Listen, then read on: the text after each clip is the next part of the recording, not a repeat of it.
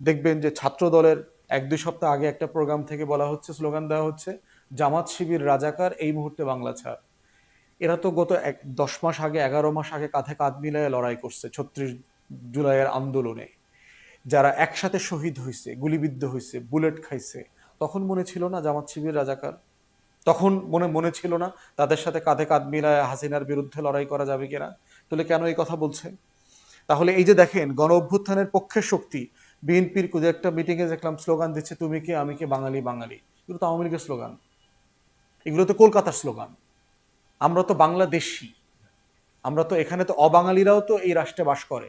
এই রাষ্ট্রে চাকমারা বাস করে না, মারমারা, খাসিয়ারা, সাঁওতালরা, হরিজনরা, উর্দুভাষীরা বাস করে না? ওরা তো বাঙালি না, কিন্তু ওরা তো এই দেশের নাগরিক। তো তাহলে তুমি কে আমি কে বাঙালি বলে বলে তো আপনি সেই চাকমাদের যে মানে মানে গণ আন্দোলন তারা যারা বলে, তারা যারা স্বাধীনতার জন্য অস্ত্র ধরেছে 72-73 সালে, আপনি রাষ্ট্রকে তো সেই জায়গায় পুশ করছেন।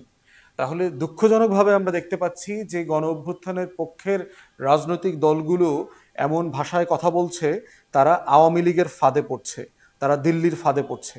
অতএব ওই চক্রান্তটা আমাদের খুব মাথায় রাখতে হবে।